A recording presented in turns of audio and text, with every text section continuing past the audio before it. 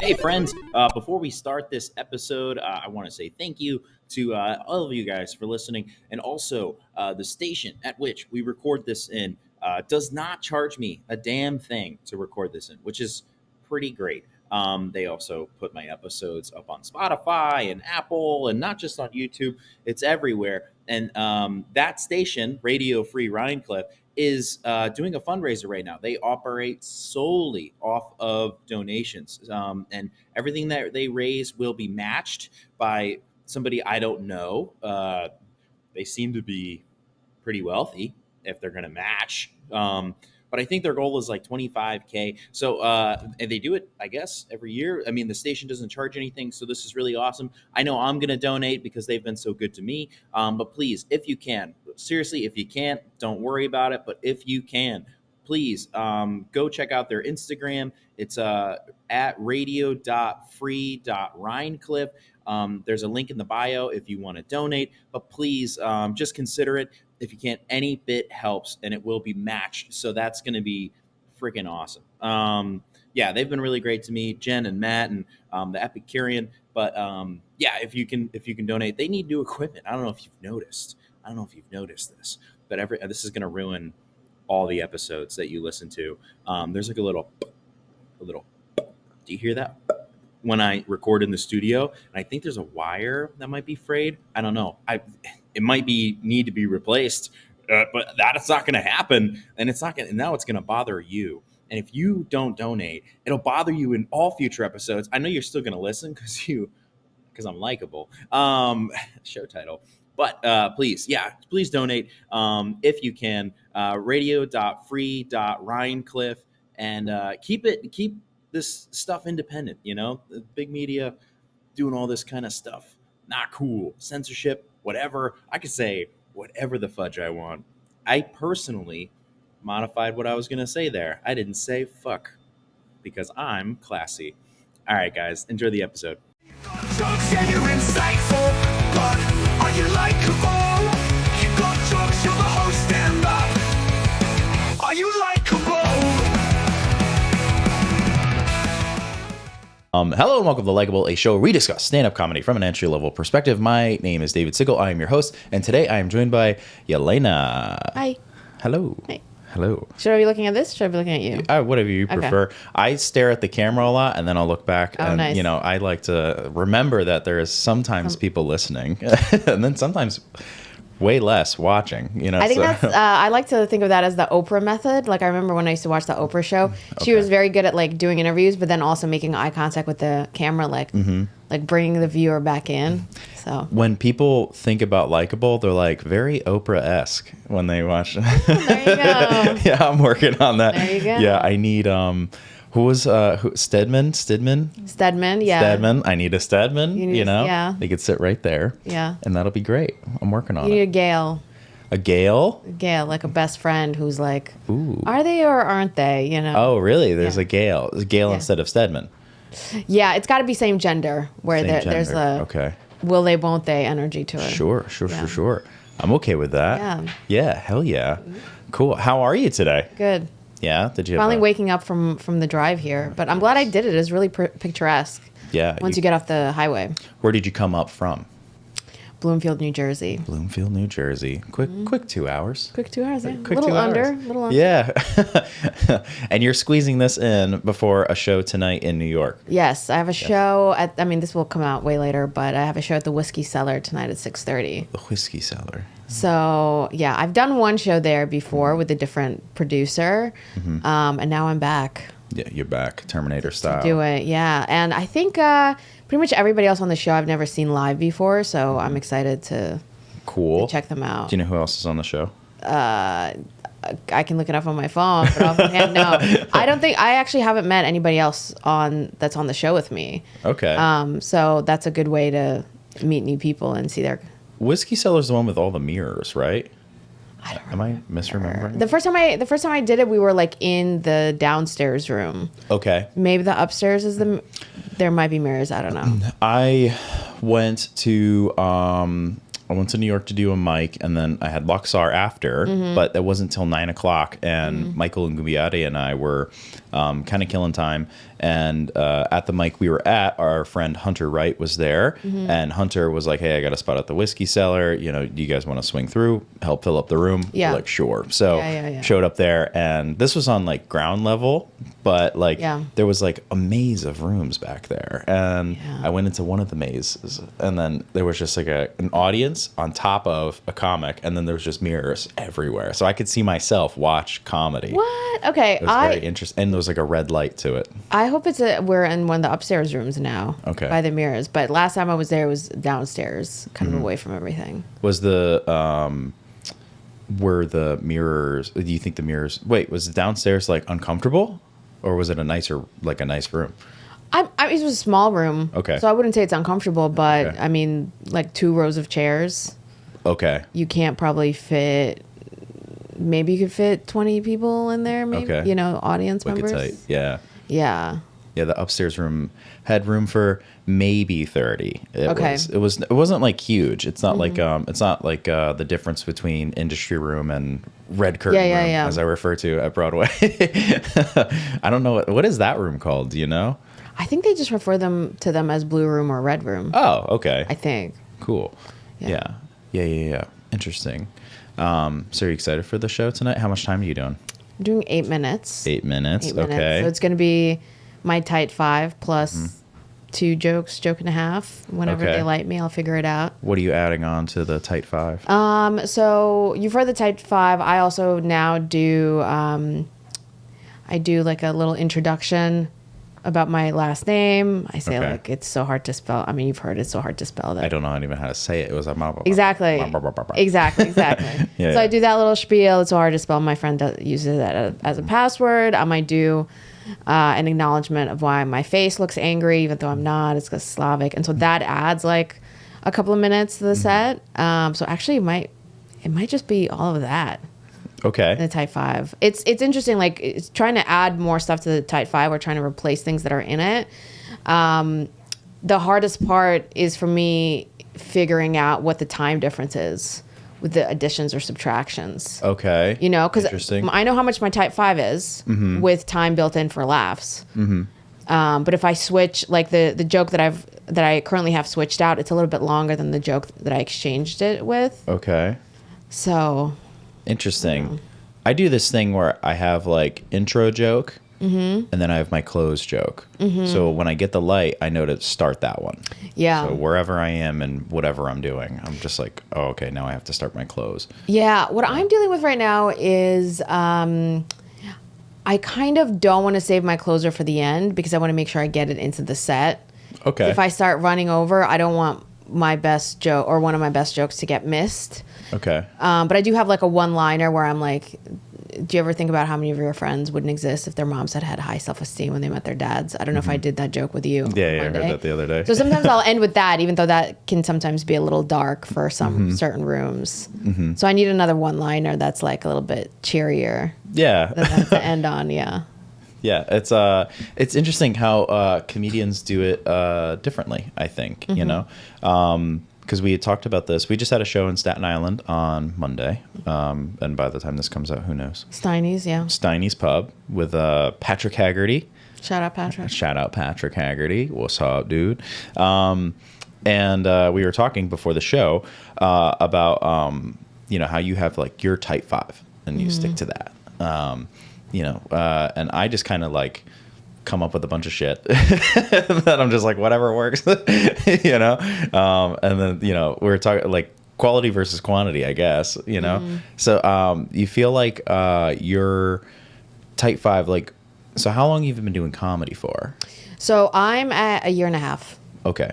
1.5 years. I'm at 2 years. How long do you think it took you to build like that 5? I had a different Type 5 kind of early on, maybe like 6 months in. Okay. And there was a joke that I used to do that actually, my Type 5 used to be more of a cohesive unit because the final joke was a callback to an earlier joke in the set. Okay. That callback joke I no longer do at all. Like I completely cut it from my set because I don't like it. It's not in the branding of the kind of comedy I want to do. That's fair. Yeah. So I I do cut that it. too. Yeah. So I cut it out, and so my type 5 is no longer like a cohesive unit, but it is funnier in my opinion. Okay. And it is more on brand in terms of what I would like to do. So I had that version of a type 5, and then after a while, I was like, I was so sick of doing that joke, but I didn't have enough good material yet to replace it with. And then as soon as I got like my little chunk about dating, the not drinking, women, and shape ups, that little trio about dating, that replaced what that joke used to be. And so now it's a little bit disconnected, but it feels, I think it's better, funnier, and more original than what it used to be. So I'm now on kind of like now it's my third iteration of the type 5 because I've just switched out that joke. But yeah, it took me about maybe 6 months.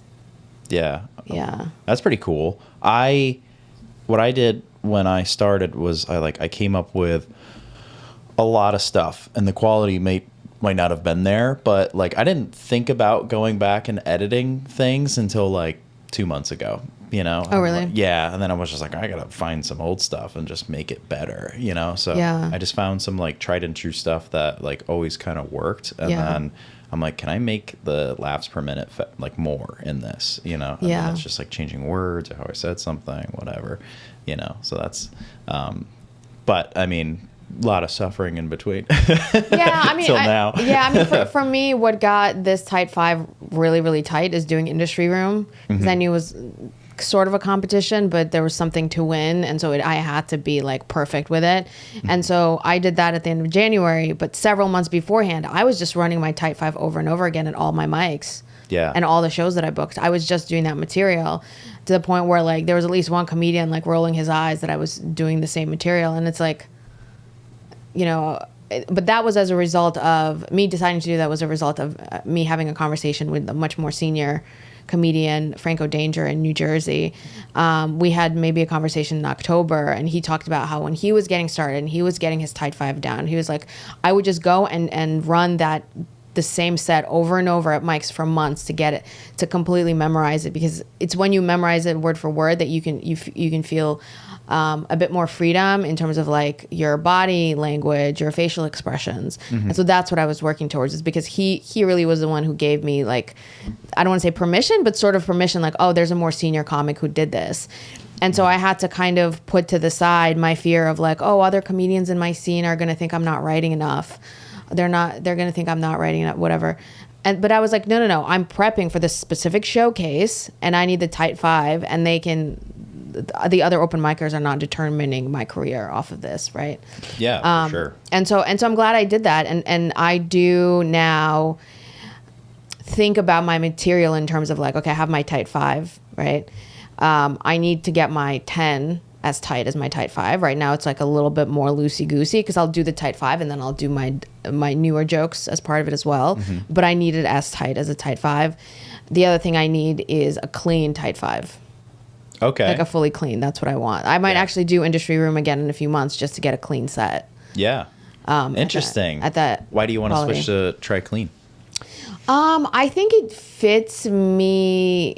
I want the option of doing completely clean shows. I forget the name of the festival. There's a clean comedy festival in the Midwest somewhere. Okay. I think this summer I'd like to apply for that if I have a tape ready. I would never call myself a clean comedian, because this is going to ruffle some feathers. I think a lot of clean comedians focus on being clean more than they focus on being funny. Fair.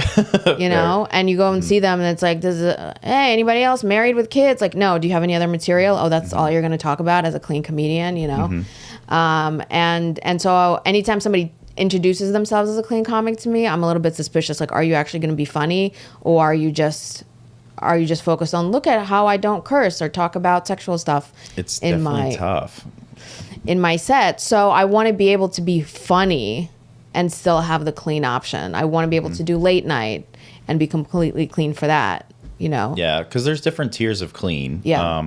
I'm in the Clean Comedy Collective. Fancy. It's not really. But I had the founder of the Clean Comedy Collective on, and we talked about. So is that the one? Do they like you can get registered as a clean comedy? Okay. The value in that is if you have a clean set, you submit it to them. They put you in their thing. What they do is the network of, let's just say you're going to go to Nashville in like 2 months because you have a different show. You can hit up that collective and be like, hey, does anybody have any shows they can throw me on? And then there's like, I've seen this happen in that group so many times where they're just like, do my spot. And because you're from like the Northeast, they like view that very highly. So, the New York market. Yeah. Yeah. So they definitely help each other out a lot. So let me ask you about that, because I noticed that and I was like, it doesn't make sense for me to submit because not all of my material is clean. Are you allowed to do? Oh, you don't have to just be clean. Oh, okay. It's just saying you have a set. Yeah. How many minutes do you need to be certified by them? I think you could just submit a 5. Okay. Yeah, I sent them. I did Levity Live as a showcase once, and I sent them the tape from that, and I did like 10 minutes on that stage, all clean, with the exception of my first joke where I said the word shit. And in the email I'm like, hey, that could be crap, by the way. It doesn't have to be the word shit.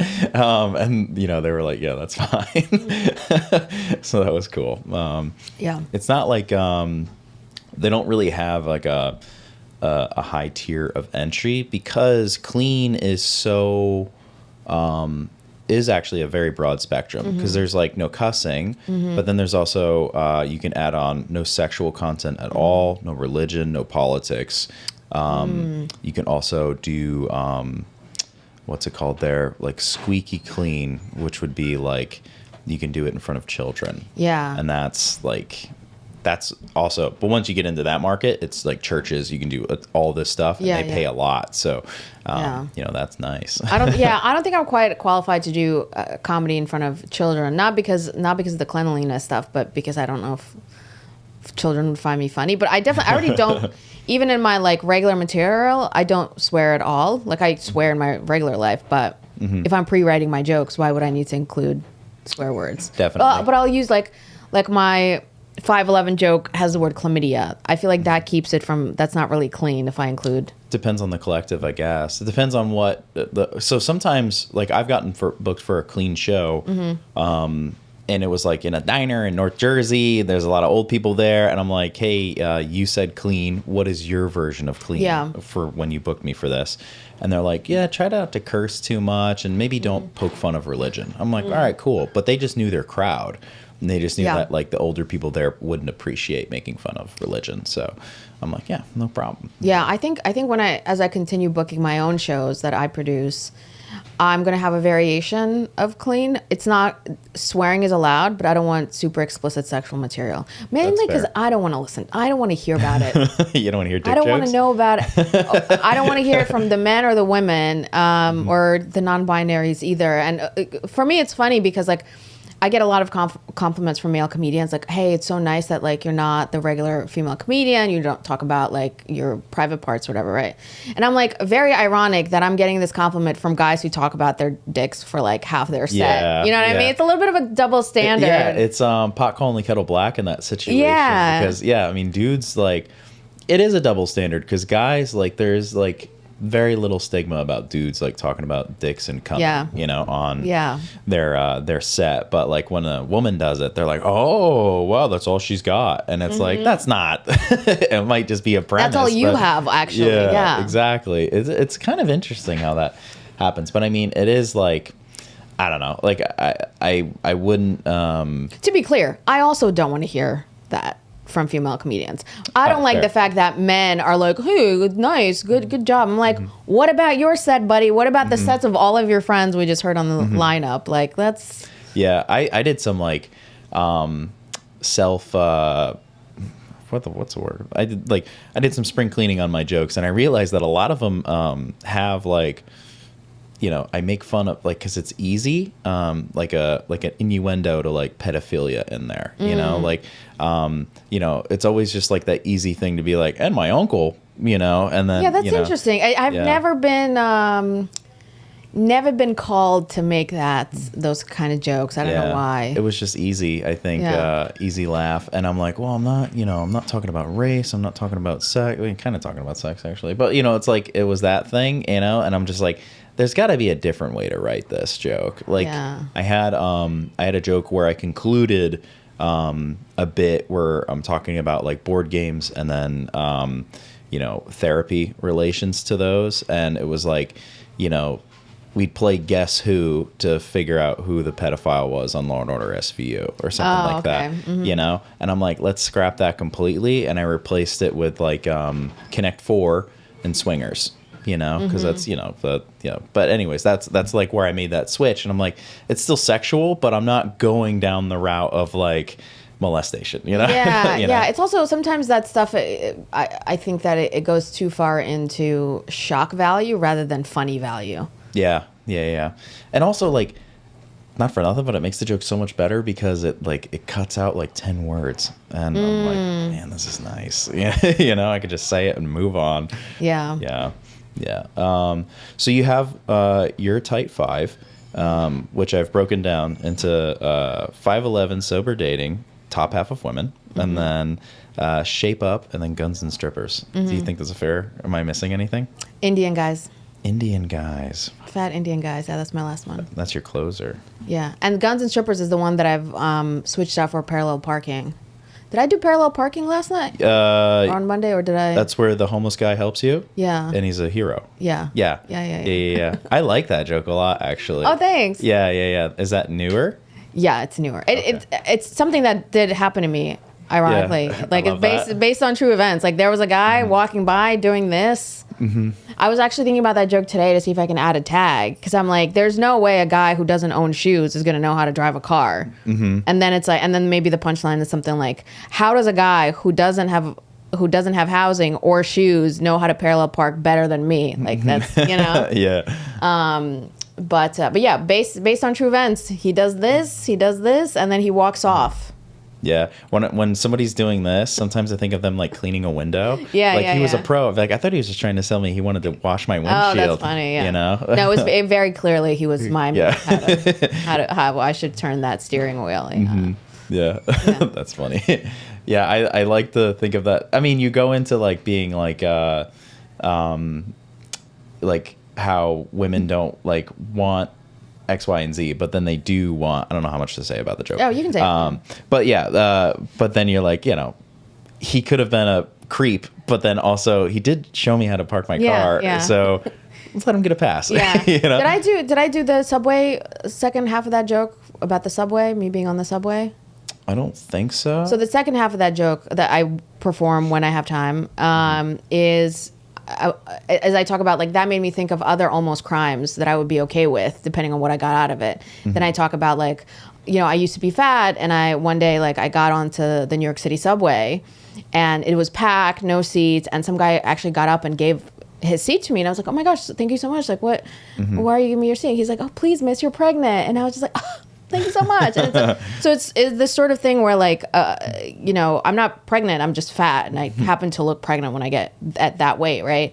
And somebody was being a good Samaritan, and somebody and I've had guys have a negative reaction to that, like, oh, what a jerk that guy was for assuming you're pregnant. I'm like, he gave up his seat to me. Like, that's a person being a good Samaritan. They thought they were doing something nice. And my point of the joke is, like, we should reward nice behavior. Why would I get mad at somebody for thinking that I'm pregnant? Like, I was fat, like, what do you want, and honestly, and it's like, yeah, it's same as getting catcalled, but then, like, he helps people parallel park. It's like, all right, you get a freebie. Like, you get a freebie for believing that telling me I look pregnant. If you just gave up your seat for me, I'm not gonna, Yeah.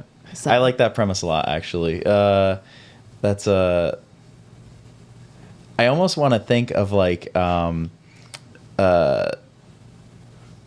there is like that thing when guys do creepy shit, and then the ignorant thing to say after that is, well, what were you wearing? And I'm like, well, that's a good, if I can work that in somehow. Yeah. Because it's like, where you at? You know what I mean? Like, what were you? Yeah, because it would just be funny to play with that a little bit. Yeah, I don't know. I thought of that. Just like, you have this joke about ancient Mesopotamia. Yeah. That you mentioned to me in Staten Island. You're like, if you think of anything, let me know. Yeah. And is it okay if I thought of things? Yeah. Okay. Yeah. Cool. Yeah. Okay. So, ancient Mesopotamia is known for being the first. The joke is, I remember it in parts. So you're working at the museum, and you're in the ancient Mesopotamia section of the museum, and you want a sign for your section, or that says you're there available. That says I'm doing tours. Yeah. Yes. Yeah. And then after that, it was you initially took that job because you thought you would meet men there. Yeah. And then, which is so funny in hindsight. Yeah. What an idiot. And you're like, there's no straight men here. Yeah. They're there, but they're all on dates and like early dates. Because I did like a little survey with my guy friends. Like my friend Johnny O'Keefe, he's also a comedian. And I was just like, so like, do you and your wife like go on dates to the museum? Because I'm like, oh, I see a lot of guys on dates, and he's like, honestly, no. It's like maybe in the beginning we would have, but once you're married, you know. So it's like they are there, but they're on very early dates. Well, you can kind of catch them and before they've committed to the team. No, you know, yeah. I did at one point. I did have a tag that was like, this is like a side chick's dream.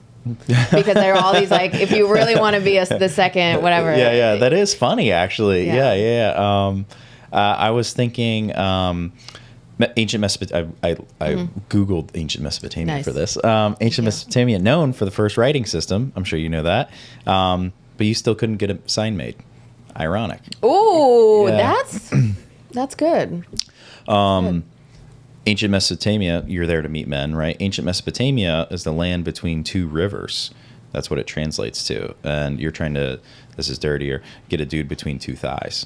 Yeah, that's Too dirty? Okay, never not mind. me. Would be good for a different comic, actually. I think that's clever. Okay. But for me, no. And then I was thinking, I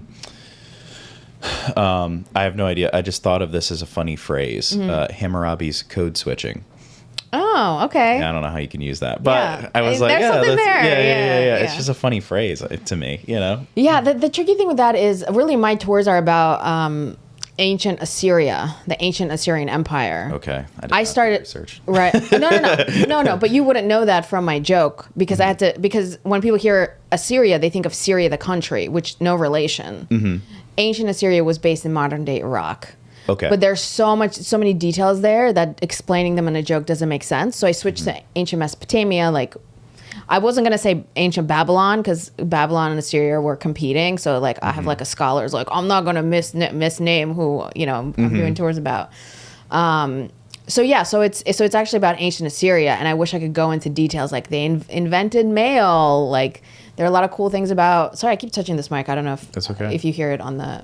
I don't audio. hear it on mine, but And so I wanted to kind of talk about like the cool stuff about the ancient Assyrian Empire and specifically about the king, the art that's on the walls. But there's a little too much exposition that loses people. First of all, Assyria is because people think of Syria. It screws me up.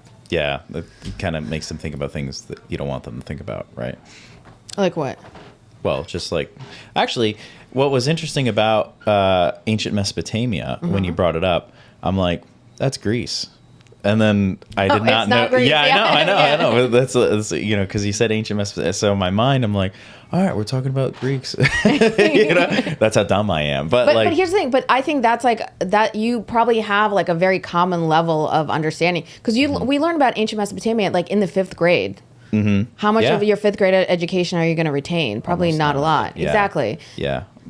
So like, that's why I thought of like Hammurabi's code, because the second I Googled it, it was like, oh, Hammurabi's code, eye for an eye. And I'm like, oh, I remember that. I remember a teacher saying that. So I'm like, if I'm in a crowd and I don't know what you're talking about, the minute you say eye for an eye, it will trigger some kind of nostalgia So that's thing. Babylon. So that's not Okay. the competitors to ancient Assyria. Yeah. So fuck and no, sorry. Bleep that out. So I did have a tag at some point that I couldn't quite get it, the big laugh out of it.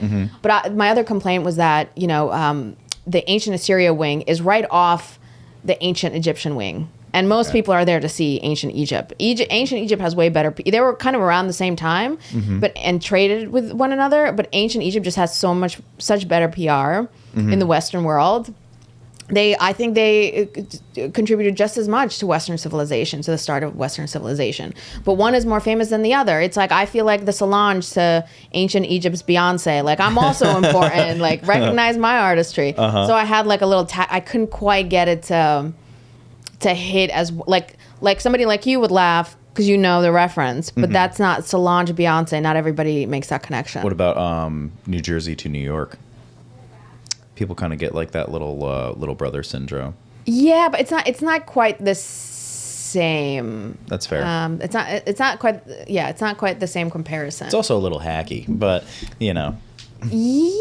I think in the. I mean, I think in the right hands, anything could be funny. It's just in my hands at this moment. It's not. You know? Like I don't have the skill set to make that metaphor. But thank you for Googling ancient Mesopotamia. I'm flattered that you were like, let me educate myself before I give notes. I appreciate that. Yeah. Well, I mean, I wanted to like have some kind of value to the to the contribution because like you mentioned like, hey, you know, please, or you didn't say please, but you're just like, you know, hey, if you think of anything, just, you know, let me know. And I'm like, all right, cool. And then afterwards, we didn't really get a chance to talk after the show, but also, I was like, I don't know anything about ancient Greece, but I want to come up with something clever. I love that. So I Googled it. And then I'm like looking at some of the structures, like I guess there were temples that they have for the imagery of ancient Mesopotamia. And the palaces, yeah. Yeah, and I still didn't look up where it was. I just looked up what it was. And I'm like between two rivers. I'm like, is this between Panama Canal? And you know, so I'm like thinking it's like South America, you know? And I'm like, God, or Central. I don't know. I'm so bad at geography. And then I'm just like,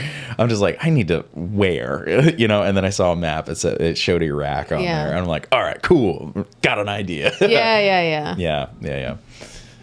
So maybe you could make fun of how people don't know where it is. Well, yeah, but that's a good point. If you thought it was in like Lima, Peru, like that's a good starting point. Like, guys, it's not ancient Greece. I know what you're thinking. But even that is like, because assuming that it was ancient Greece or it was in Greece is already sort of like an educated guess. Because we're talking about the ancient world. So you were off by thousands of miles, but the point is so bad. But the point is that like your mind is thinking, you're like, okay, where was the ancient world concentrated according to Western history, right? And it's like it's probably in Greece. Like that's an educated guess, I would say. I feel what I'm trying to say is some people wouldn't even make that educated guess. Well, I mean, you could make fun of the fact that people might be thinking ancient Greece, right? You can just call out the crowd a little bit if you want to have fun with them. I can do multiple choice. Is it A, Greece? Oh, you B, could do Egypt, that. Yeah. C, or like modern day Greece, modern day Iraq, modern day. Yeah, you could. Peru. You could maybe just keep that in your back pocket if you have a disruptive crowd and you want to pull somebody in and be like, I can ask you a question. Yeah. You know, because I mean, do you like doing crowd work? Do you do any crowd work? No, I hate it. Exactly. I'm there to tell you my material and you laugh at how great it is. I don't care where you work. Yeah. I don't care what you do. I don't care who you're dating. You are here to listen to me. You know? I do crowd work as when I get a hosting gig. I like to interact with little crowd because for me it's like everybody just came in off the street, they're settling down, and now it's time for people to pay attention. And the best way to do that, in my opinion, is like fearing that the teacher might call on you. You know, so it's like all right. You know, so that's good. Yeah, that's so a good way to think about it. Yeah, if you have a disruptive bar crowd in the middle of your set, if you interact with one of them, everybody else is going to pay attention, especially if you're asking a question. Yeah. Like a tough question, you know, because like that'll get all of them to kind of tune in. And then if you just hit them quick with something. I would like a multiple choice. I would do that. I do, my crowd work is like, if somebody reacts to a joke, I might interact with them in the context of the joke that I'm in the context of the bit. That's fair. Yeah. But I wouldn't, I'm honestly not interested in where they're from, you know? And also I love good crowd work. Like Stavros does amazing. He's so good. I've seen therapist. I've seen every single crowd work compilation that he's ever put out. But I've also seen comics at our level who are just horrible. I mean, you're embarrassed for them. I'm embarrassed for the audience having to sit through that. I want to go up to the audience after the fact and apologize to them for like the secondhand cringe is very strong for me when it comes to crowd work. Yeah. I watch. I'm at a lot of comedy shows, as I'm sure you are. But what I like to do is I like to watch the crowd. Like I'll listen to the comedian, but I'm watching the crowd because that's my joy in this is like, hey, we're here to emote laughter, right? So like when I'm watching crowd work happen and it's not going well, like I'm primarily focused on the crowd, you know? So it's like, like you can see shoulders change, you can see heads tilt, you can see arms cross, and I'm like, oh man, like the body language is rough right now. And you know, so I definitely get I start sweating for the comedian. So that happens. But it's funny, like Stavros will ask like he's from ancient Mesopotamia. Good callback. So Stavros will ask like a question about somebody, and then he'll just make a lot of assumptions, which is cool. But usually he's right. It's a lot of like character calls almost. He's like, really good at breaking somebody down, like as far as like guessing who they are and then assuming some things. And it's funny because he's a professional, obviously, at it. Joe List, also a professional. Rough crowd work, but he does it in an ironic way, which I think is really funny. I'm not there yet, but like, I love, you know who else I love? Jeffrey Asmus.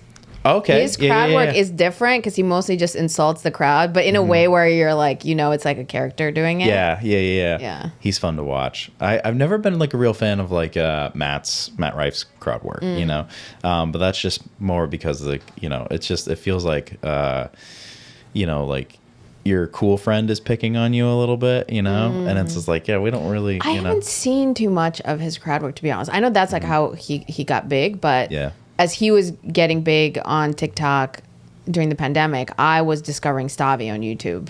Interesting. So I kind of, two roads diverged in a yellow wood, and I followed Stavi's road. Have you ever watched Joe List's crowd work specials? Not the specials. I've seen like clips online. Yeah, it's like it's almost funny to watch the difference between Joe and Stavi really? Back to back, you know, because it's just like you have somebody who's an expert at it and somebody who's fucking with it, you know, and it's like it's almost like a meta level of crowd I gotta watch it then. That's very it's interesting. interesting because you know he's great at acknowledging how awkward it is, you know, and he's like, yeah, you know, comedy, you know, like he'll fuck around, you know, and it's just like it's fun. Have you seen Big J's crowd work? Yeah, I've seen Big J live a few times. Oh, nice. Yeah, and it's just like it makes me jealous because I'm like, sold out a theater, 300 people. He's just up there, and you know he's asking certain questions to get certain results. And they're leading questions. They're leading questions to his bits. Yeah, but it primarily just looks like he can fill an hour with like 25 questions, and you know he just fucks around. Like I know there's a lot of writing that probably goes into that, but also there's like so much room for flexibility too.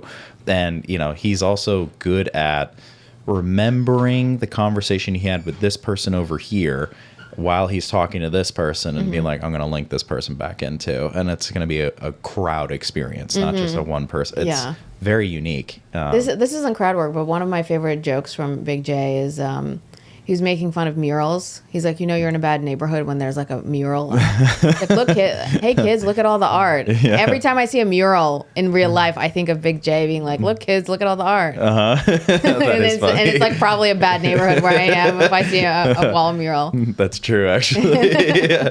That's funny.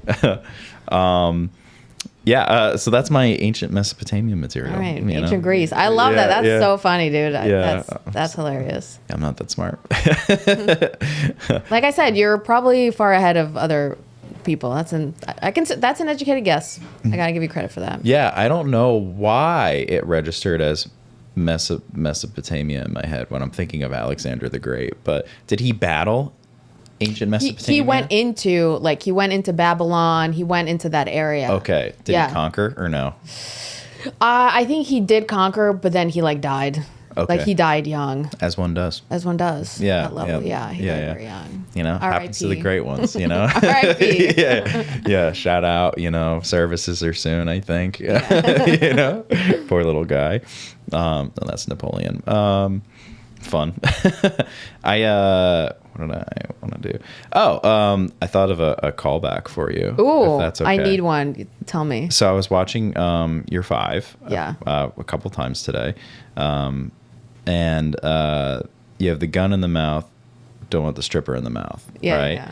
And then I was going to say you should try to work in a callback to the sushi joke you make earlier in the joke. Ooh, okay. You know, if you want to. Because, I mean, in the video you sent me of your Type 5, there's at least one person in the back of the room that hits like a fucking wrecking ball, and you just hear this guy going wild in the back of the room.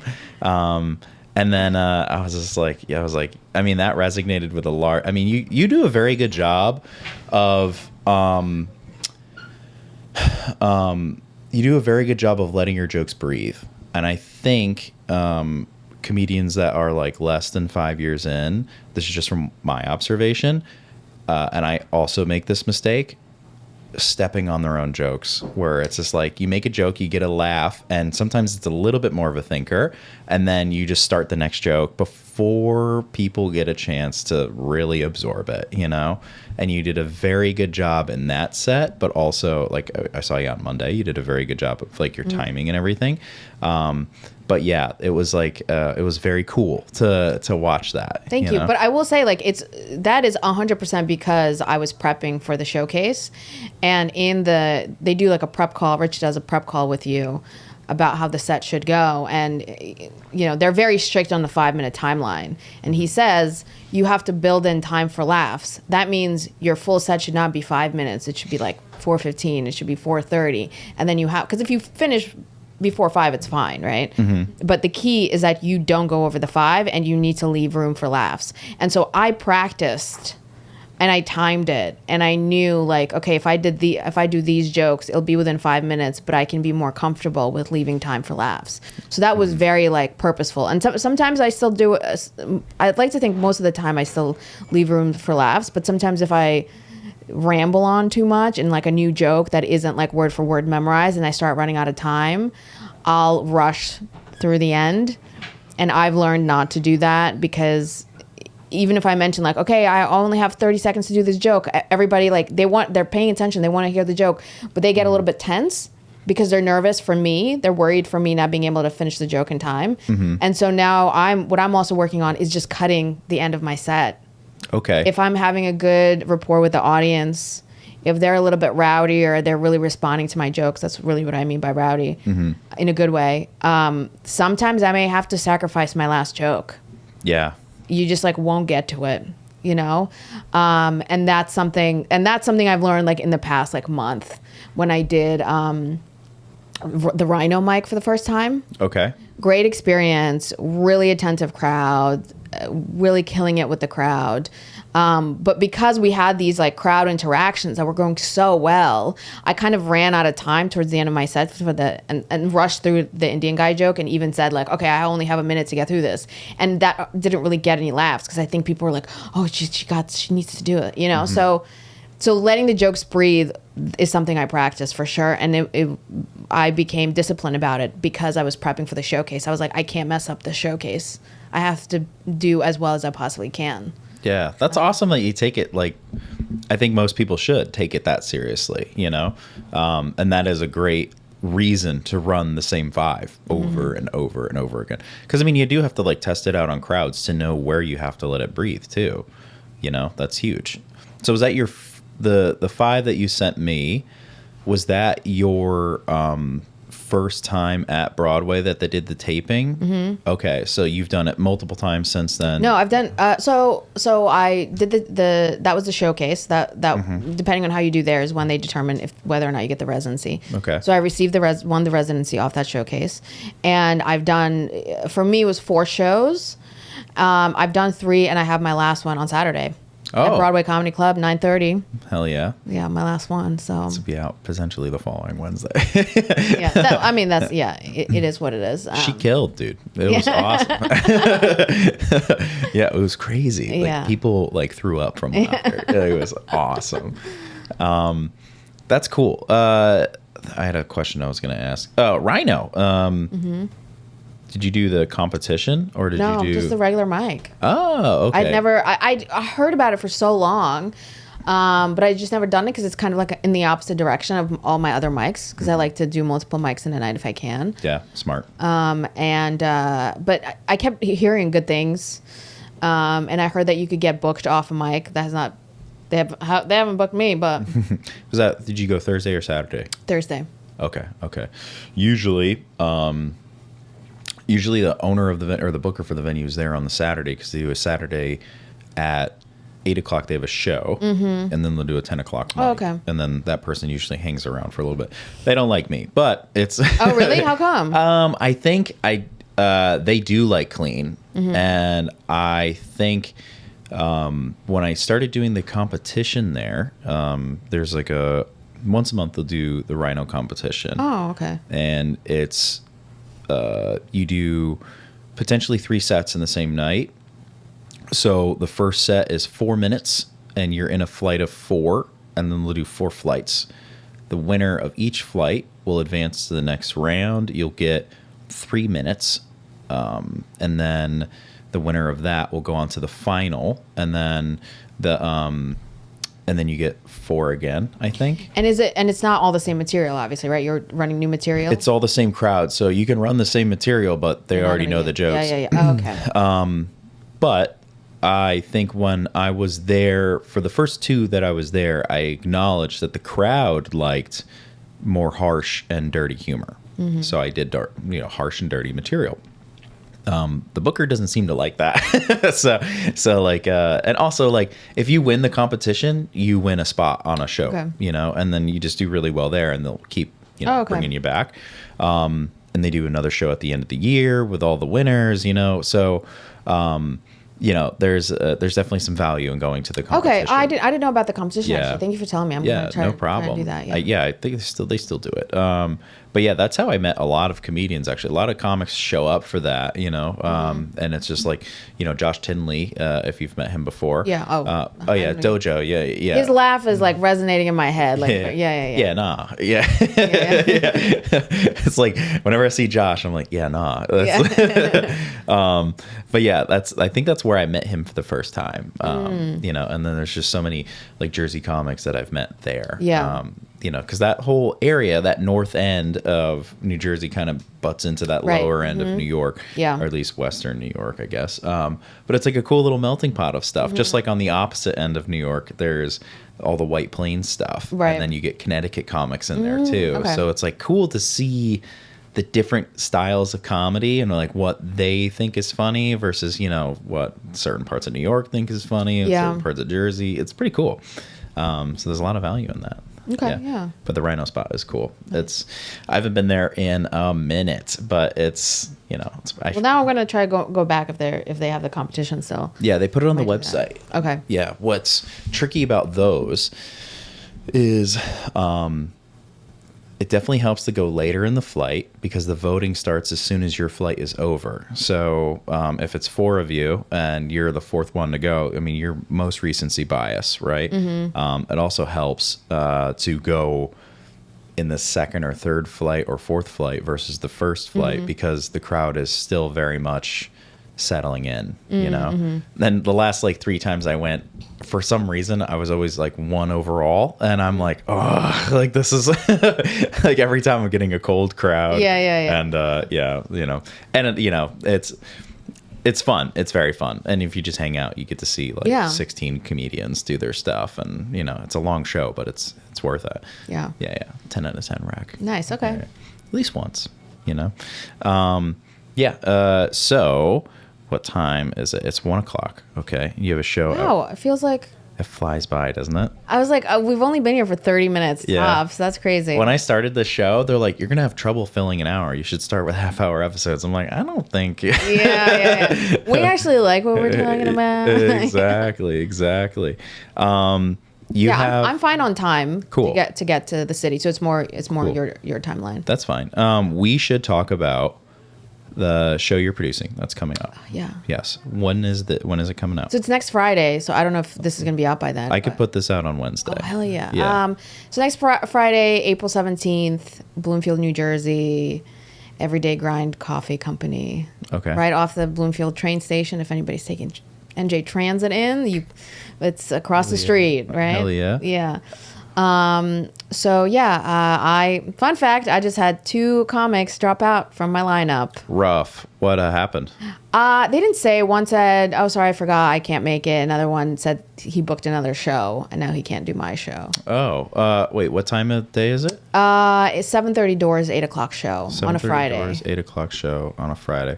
Okay, so I mean, there are a lot of different shows. I mean, so I produce a few shows. Yeah. Like the only time like I find that to be like okay, is like I was producing a show in Hopewell, New York, and we had comics coming up from the city, and they were like, "Hey, there's like a Don't Tell taping tonight, and we're supposed to be on that, and we potentially could be on that," Yeah, and I'm yeah, like. yeah.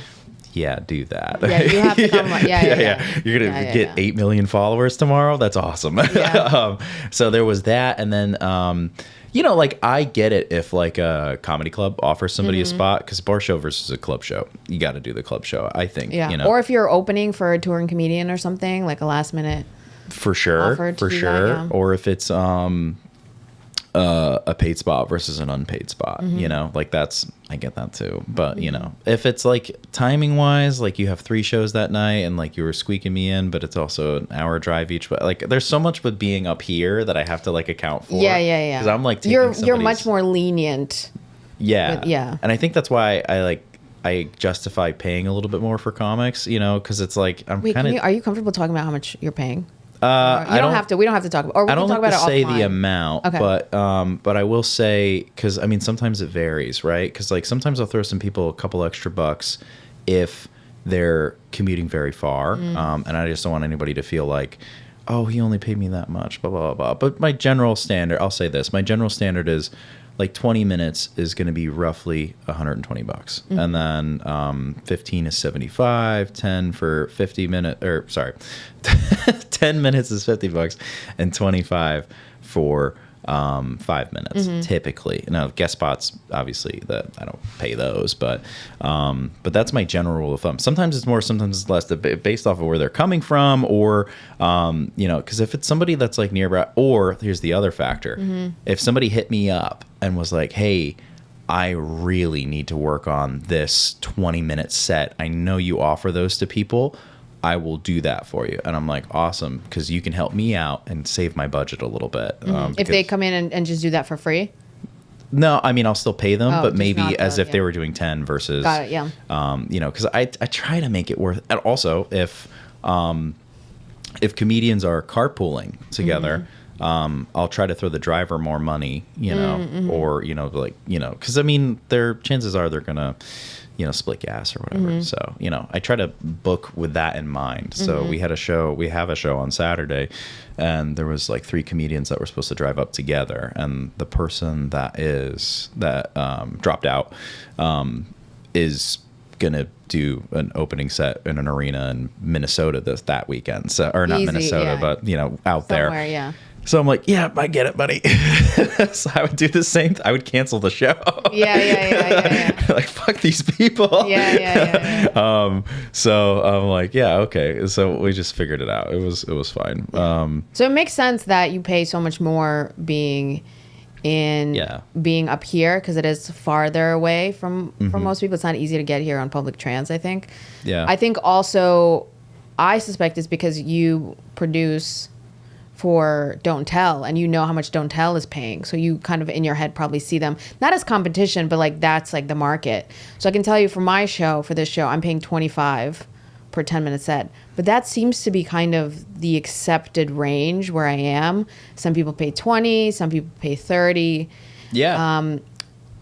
But my venue only seats 30 people, so and I don't want to make tickets too expensive, so if you do 30 people, $20 each, that's $600, and out of that $600 I have to pay out the comedians.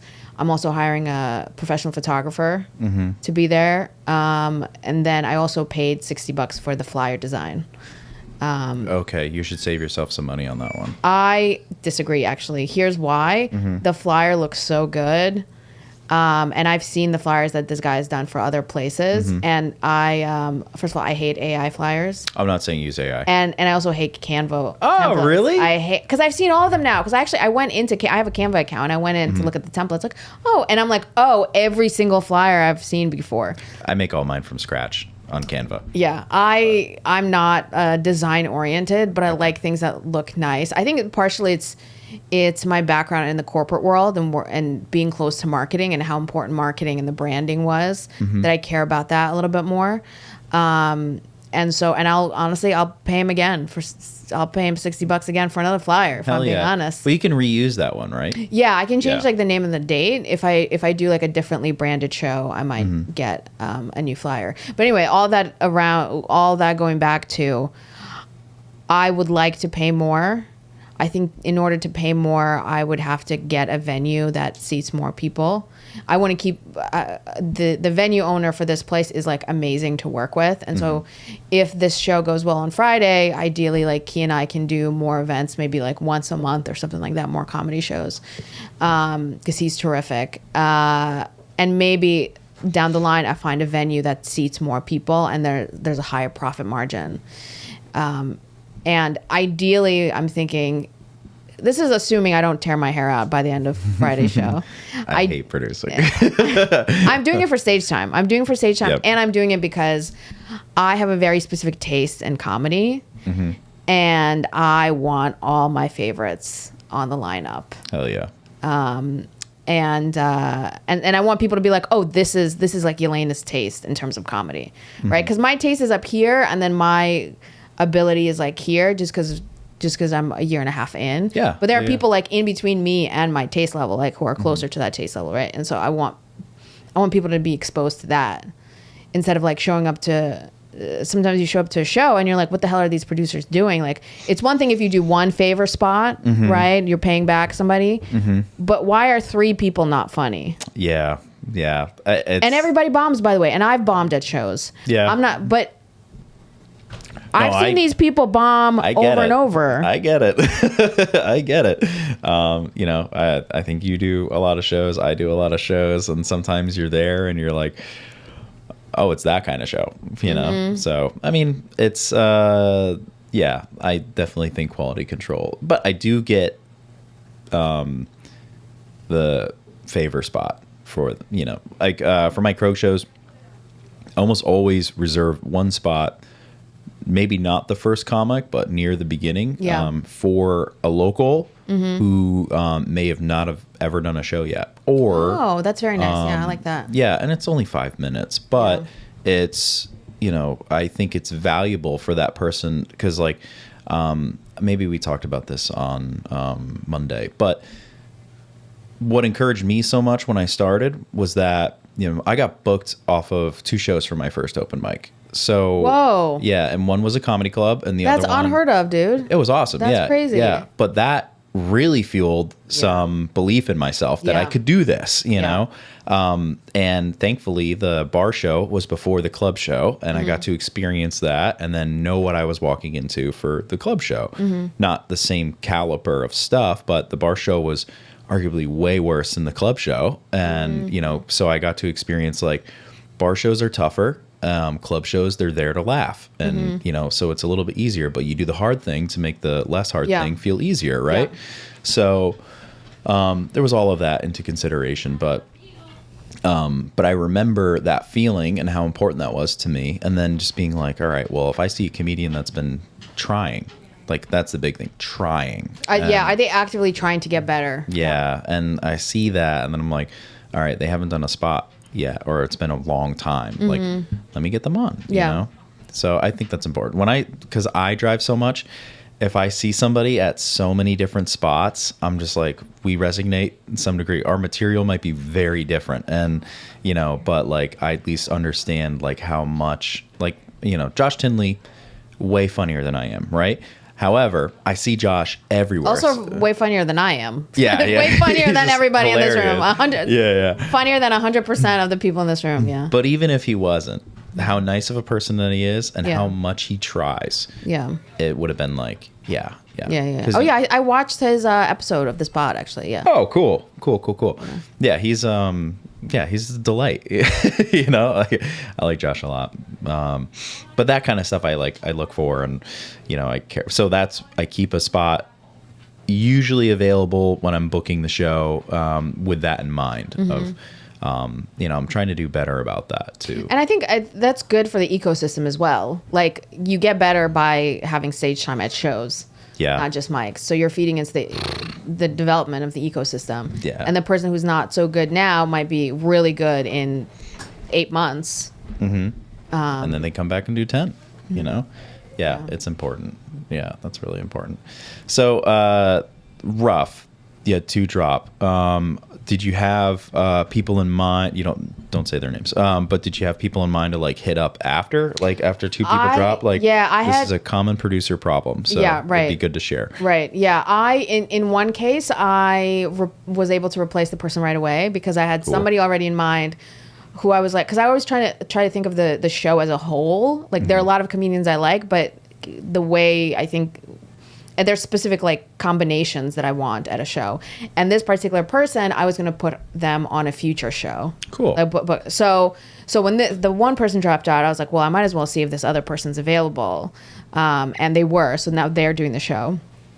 The second person that dropped out, because I have so many people, I mean, I have like 6 plus the host or 6 plus me or something. So there is a good amount of people. I talked to Carlos Sabas, he produces a bunch of shows, and he was like, you might not even need to replace the second person who dropped out. But his advice to me was also very good. He knows I have a show tonight where I don't know most of the people.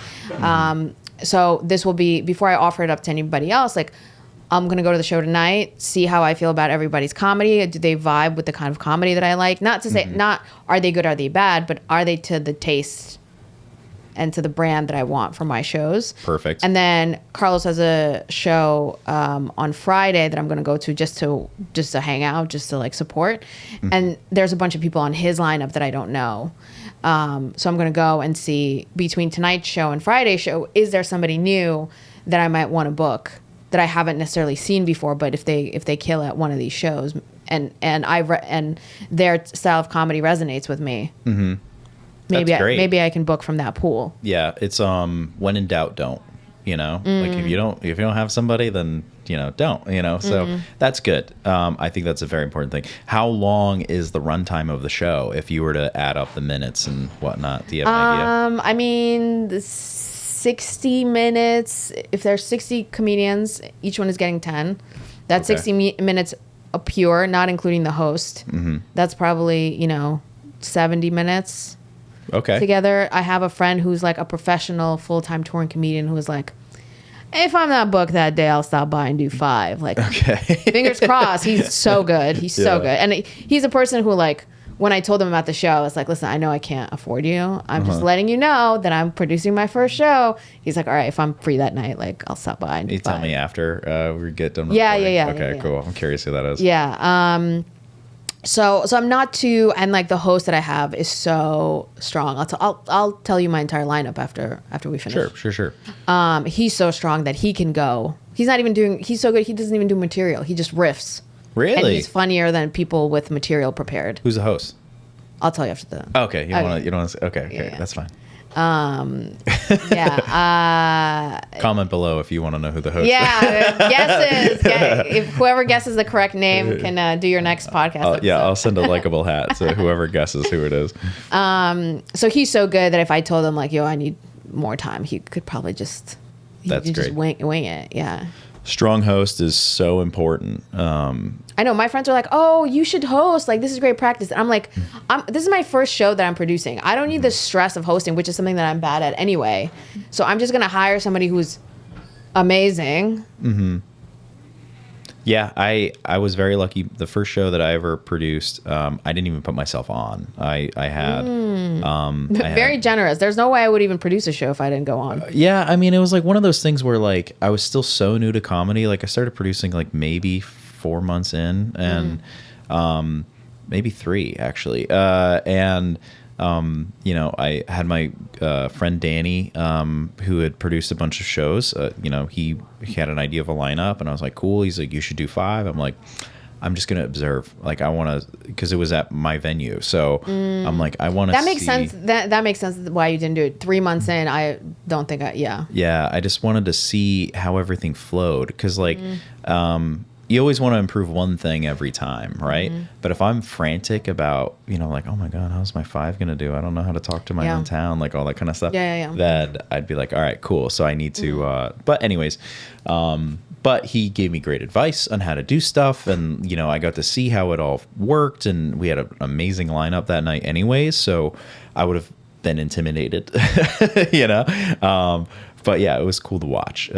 So I mean, I host my shows typically in Rhinebeck now, but I try not to host every show that I'm on. Like for the Don't Tells, like I'm more of a showrunner for those, but our producer is very good about being like, hey, you're on the lineup, but you're also show running, so you shouldn't have to host. You should be focused on all the other stuff and your material, but not adding in making sure the crowd is happy before people get up there.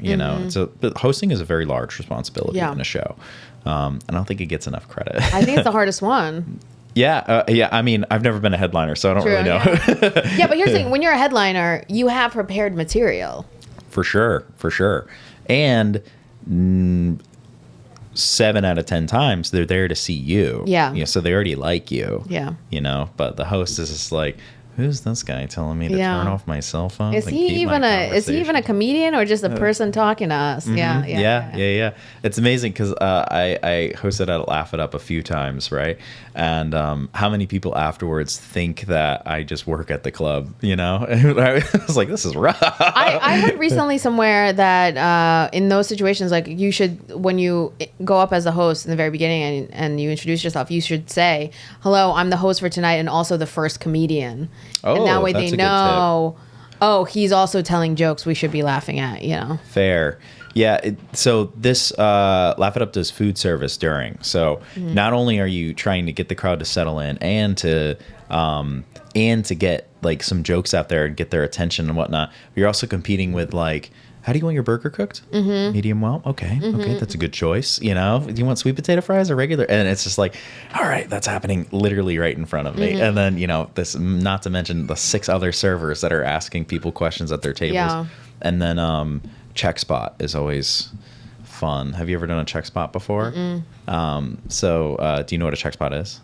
I think it's when the checks come around and people are doing calculations. Yeah. I've seen a lineup where like it's the names and then checks. Yep. And the final name. I've seen, so I figured out kind of like what it is, so Laugh It Up does a check spot after the headliner. So when you're introducing the headliner, you'll be like, hey, I'm about to bring up your headliner. Just so you know, after the headliner gets off the stage, I'm going to come back up here. I'm going to talk to you guys while you pay your bills. So, just know that I'm coming back. And then the headliner goes up, does their time, gets done. You go up there, and everybody's just like, I didn't get 2 beers. I got 1 beer. And it's just like all of that is happening. They're arguing about their checks. They're like, do you want to split it? Like all of that is happening while you're trying to do 15. And it is rough. But, it's it makes you a stronger comic. That's for sure.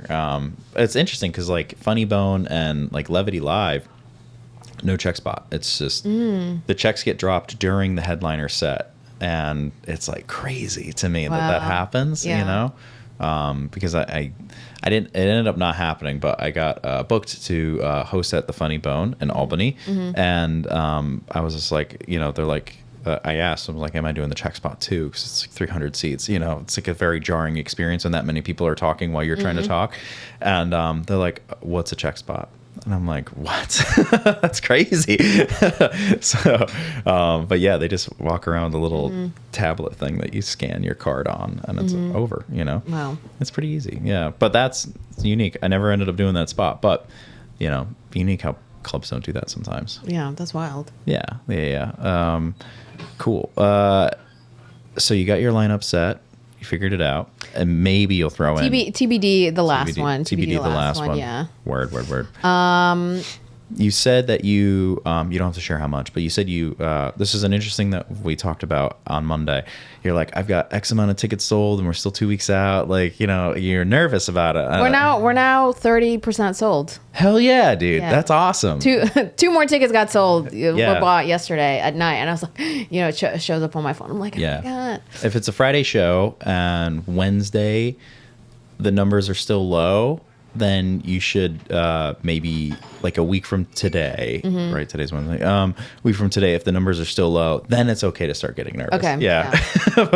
but chances are people are going to be like, what are we doing tonight? and that'll be, Yeah. you'll see a big boom. But like, even if Monday comes around and you're feeling a little anxious, Yeah. it's okay. But just Yeah. know that Wednesday's like, I your have a few more nervous line. places. So on Monday, I used to live in the building that's around the corner from the cafe where the cafe owner lives. Mm-hmm. So the flyers for that have been posted all over that building. Yeah, awesome. And with agreement from the super and the building manager, so everybody's down Great for effort. it. And I'm still part of like the Facebook group for residents of that building. And I don't post in it because I'm not really a resident anymore. Mm-hmm. But I figured, okay, on Monday, I'm going to post it and be like, hey, if you're still in the building, you've been seeing these flyers, just a reminder that it's this Friday. So I do that push. Very nice. I live in a building that's like a 10-minute walk from the venue. And so I think in like a little pre-war building, I might put up a flyer on the front door and just say, hey, neighbors, this is my show. Mm-hmm. Here's the QR code if you want to come. And then also there are a bunch of other like pre-war apartment buildings in my area. And I might just do some guerrilla marketing and go. Because to get into the building, the front door is open. You get into a vestibule and there's another door that's you need a key to get into the actual building. Yep. But the vestibule where all the mailboxes are open. So I'm like, Oh, just stuff them. Boop. Yeah. just like put it up on the, there's not enough of like a slit in the mailbox to put it into the mailbox, but literally I'll just tape it to the wall. And if they take it down, they take it down. Yeah. Yeah. I'm so jealous of that because, There's all houses here. yeah, all houses. Yeah. I'm You just would have like- to do like political level canvassing. Yeah, there. Yeah. Actually, I should just do those lawn signs for like comedy Saturday. Vote for jokes. Yeah. Yeah, maybe we'll start doing that. Now I'm using Facebook ads. Okay. And they help a lot. Interesting. Okay. Yeah, because I was just having everything share on Instagram, and Meta will bury that if there's a link that leads to anything other than their own stuff. But Facebook doesn't do that? Facebook. Oh, Facebook ads doesn't. Facebook they don't throttle ads the ads. will actually accelerate everything. Mm-hmm. So it's just like, all right, you got to pay to play, I guess. How much money? I mean, you don't have to say the exact amount, but like in terms of how much money you spend versus revenue and ticket sales. I definitely make profit for the one that I sell a lot of tickets for. Okay. I definitely make profit for the one I typically sell tickets for. I usually do free shows where I talk to... So on the free shows, you don't pay the comedians, or you do? I do. Oh, you do? Yeah. So I'll talk to the venue to allocate a budget. And then I'll be like, hey, this is the number that I can work with. And as a venue, you just know for food and drink, you need to catch up to that number, which usually isn't that high. And then, make money after that. And they're like, that's a good deal. Oh, meaning like you'll say like, okay, I need like $300 to book comics.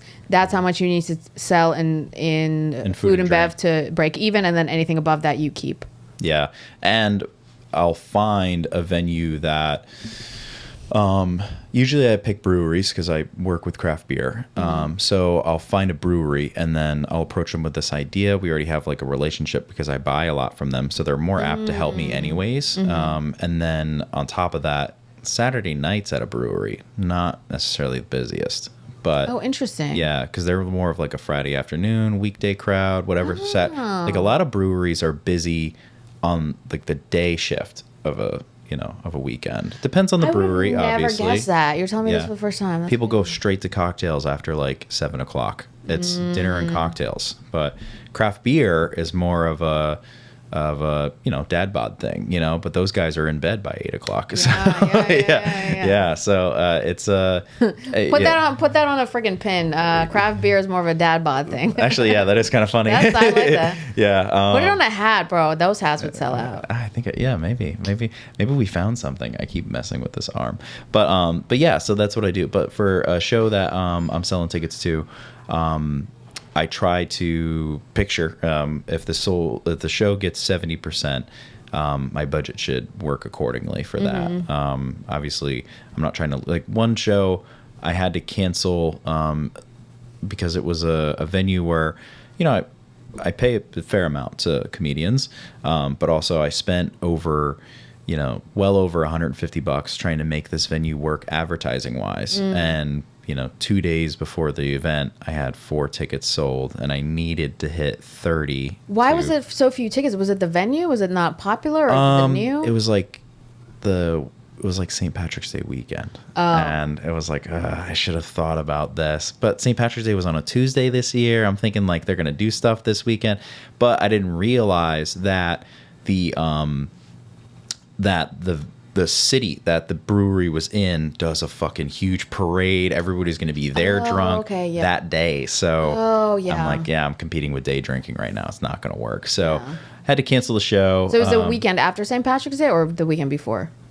It was the Saturday before St. Patrick's Day. Right, yeah. Yeah, so, and then the Saturday after St. Patrick's Day, same thing kind of happened, but it was like, that city did a parade. And I'm like, I got to really look at the parade schedule here. That's horrible.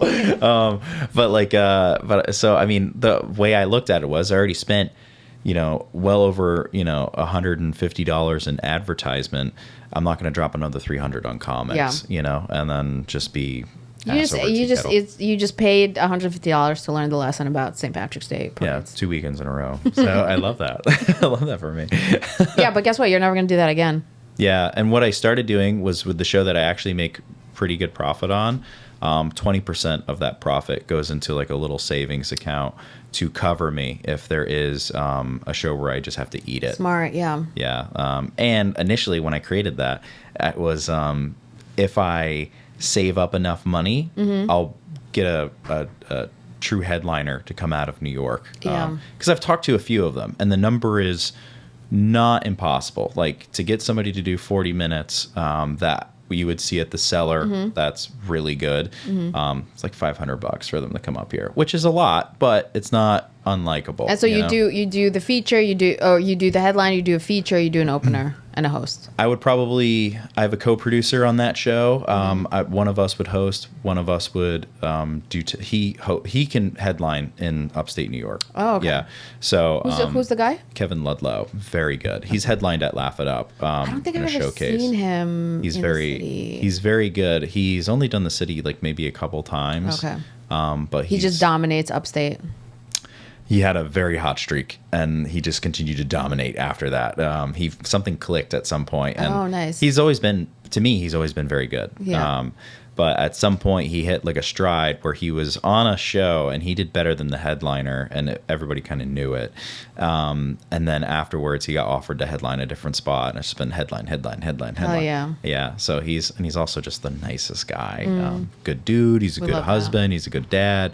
So just a great guy. But it would probably be like me host, him feature, and have this headline. So I mean, we split the our chunk of the profit, but I mean most of it would go to the headliner, and then the venue takes 15%. So it'd be a good deal, I think. But that's a goal one day. Well, eventually, if I can get that money back, we'll get there.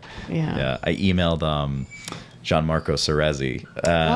So good. Yeah, and he was interested, but we got stuck on a number. I'm like, I can't afford that right now. Yeah, so. I can't. There's no way he's doing it for 500. No, but I mean, it's not far off. Let's just say that. Okay. Yeah. You just have to catch him on the right weekend. Yeah. Because I mean, the cool thing about up here, Hudson Valley, is that a lot of people just want to come here, spend the weekend. So, it's kind of nice. Yeah. But that's boring. So sorry. Not boring for me. Okay, I don't know if it's boring for the listeners, but they're very boring. As a producer, I'm very interested. I'm very interested in how much are you paying your comics? Because I feel like I'm paying, sort of the standard-ish for my area, but I also feel like it's low. Yeah, it's what's unique is like a lot of people being up here, hearing that I'm doing so many city spots, are like, wow, city must pay pretty well. And I'm like, actually, they don't pay. They're free. They're free, babe. It's all free. They're free, and I might have to buy my own drink. Yeah.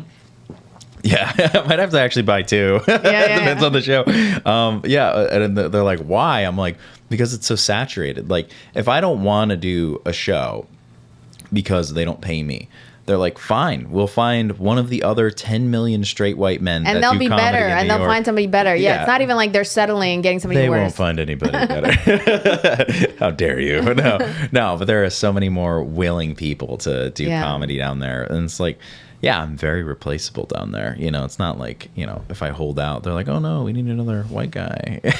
How are we going to fill this demo? But also it's just like, everybody's hungry down there. Yeah. There's so many opportunities. And yeah, it's, But that's the cool part about doing the city is that there's so many people that are trying, you know? That's how, that's how I'm motivated to get better is when, if I have a streak where I'm like, I'm so good. I'm like, yeah. And then I'm on a show with somebody who just kills. I'm like, I need to get up there, especially if it's somebody who's been like doing comedy who started comedy within like around the same year, let's say. Oh yeah. Year on one end or a year before me or a year after me.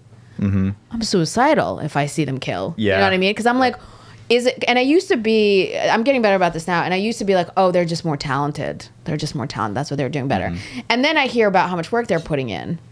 Yeah. One guy is doing city mic. He lives in New Jersey. He's doing city mics Tuesday, Wednesday, Thursday. At a time, for a while, I was doing like, oh, maybe I'll do like 4 mics, or 5 mics in a week, in Jersey. Like, oh, I'm doing so well. Meanwhile, if you go into the city, you're doing minimum 3 mics, maybe 4. So this guy was getting between 9 and 12. He was going up between 9 and 12 times a week, while I was going up 5. Well, no shit, he's better. Damn. Yeah. I mean, I'm not saying he's not more talented, but I'm saying I don't have the right to blame it on a gap in talent. Yeah. If he's outworking me by that much. Another guy, also very good, also kind of, I can't remember if he started around the same time as me. I think he did. This guy writes a new 5 minutes every week. Yeah. Every week and to his credit, he's like, listen, I'm not saying the 5 minutes is good. It doesn't matter. I'm not writing bad 5 minutes. Mm-hmm. A new 5 minutes every week. That's insane. Yeah, I was doing that for my first year. It was crazy. Yeah. I was doing something similar in the very beginning where I felt like I needed to come up with new stuff every day. I needed like new material, which is like not really true. But now I'm taking on the tracking how many times I go up during the week. I'm not quite at the point where I'm willing to write 5 new minutes. That I know is going to burn me out if I try to do that right now. Well, what I like about New York, because I've been trying to go down like every Monday, right? Mm-hmm. And I try to do at least 3 mics. Mm-hmm. I will, and what's killing me is that like, well, it's good and it's bad. I have usually shows on Friday, Saturday, right? So that gap between Tuesday and Friday, I'm thinking of new premises, new material, and then like I'll spend the weekend thinking about how to make those jokes, right? And then, but I'm doing shows on Friday and Saturday with Tried and True, right? But when the time Monday comes around, like Sunday, I'm going to write out actual jokes. By the time Monday comes around, I'm on the train and I'm organizing them into an order that works, that I can memorize. And then I'm just trying to do that same 5 that I wrote that Tuesday or that I started with that Tuesday at least 3 mics while I'm in New York. Good. Because it's like, that's the easiest way for me to remember. But also like the advantage of being in New York City is that you can not get distracted and you can just focus on comedy for 3 hours in a block. Versus up here, before I did that, it'd be like Monday and Tuesday would be writing nights. Wednesday was 5 minutes at an open mic. Thursday, maybe I went to an open mic if I could find one.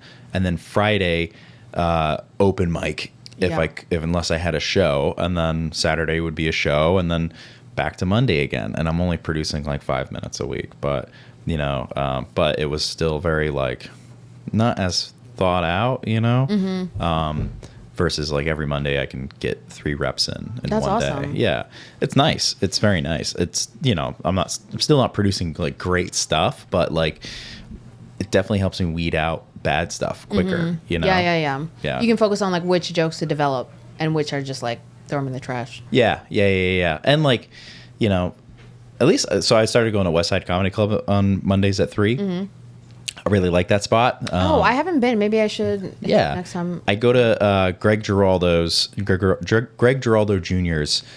He calls it the unemployment mic at West Side Comedy Club. Nice. And getting Greg to laugh feels good because at this point I can tell his fake laugh from his real laugh. Yeah. And so getting him to laugh feels good. Yeah.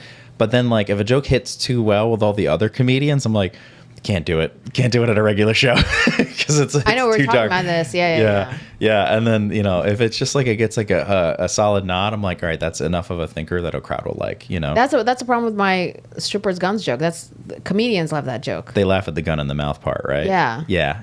But then the audience it's a hit or miss. I mean, that one guy loved it in the video, but sometimes people are like, ugh.